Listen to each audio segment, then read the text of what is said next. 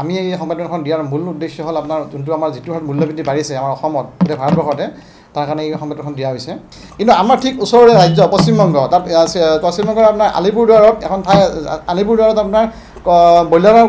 kilo হয় আপোনাৰ 180 টকা ঠিক পশ্চিমবংগৰ ইটো পাৰে আপোনাৰ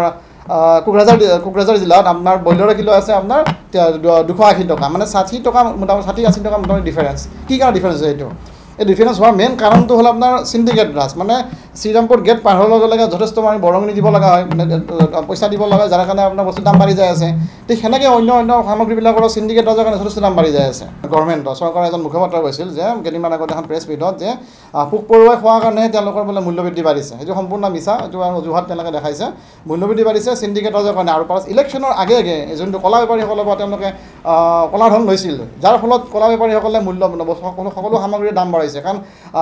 বজাৰখন কণ্ট্ৰল কৰে বেপাৰীসকলে বণিকসকলে চৰকাৰৰ অকল নিমখৰ বাহিৰে চৰকাৰৰ কোনো বস্তুতে কণ্ট্ৰল নাই যাৰ কাৰণে আমি তেওঁলোকৰ এই মানে অত্যাচাৰ থাকি সহিব নোৱাৰি আমি ৰাইজৰ হৈ আপোনালোকৰ ওচৰত এখন সংবাদমেল দিব লগা হৈছে বৰ্তমান সময়ত আপোনাৰ বিজেপি চৰকাৰৰ একেবাৰে ঘনিষ্ঠৰ বুলি কৈছোঁ মই উজনি অসমৰ বাসিন্দা তেখেত আপোনাৰ বিজেপিৰ মানে ষ্টেটৰ ৰাজ্যৰ কোষাধ্যক্ষ হিচাপে আছিল শিৱচান্দ হাতীবৰুৱাৰ যিটো আপোনাৰ চিণ্ডিকেট কয়লাৰ পৰা চুপাৰীৰ পৰা গাহৰি গৰু যিটো ডাঙৰ চিণ্ডিকেট চলাইছে সেই চিণ্ডিকেটটোত বহুত এটা শতাংশ তেওঁৰ হাতত জমা আছে ঠিক আছে যিটোৰ কাৰণে মূল্যবৃদ্ধিটো হৈছে কিন্তু আমাৰ সচেতন যুৱ মঞ্চৰ ফালৰ পৰা প্ৰথম প্ৰশ্ন হ'ল যে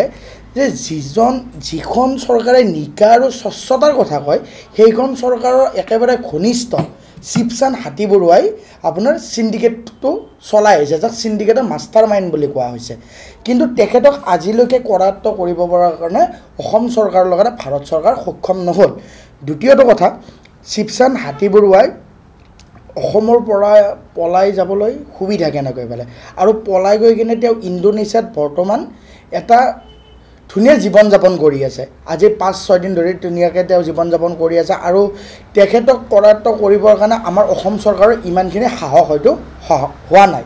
কিন্তু তেখেতৰ নিচিনা যদি আৰু এনেকুৱা মানুহ ওলাই থাকে তেনেহ'লে আমাৰ এই যিটো মূল্যবৃদ্ধিয়ে যি ৰাইজক মাধমাৰ সোধাই আহিছে তাত আকৌ দুগুণ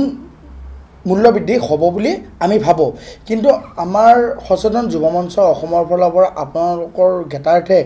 অসমৰ প্ৰত্যেকটো সংবাদ মাধ্যমক জনাব বিচাৰিছোঁ পুলিচ প্ৰশাসন DGP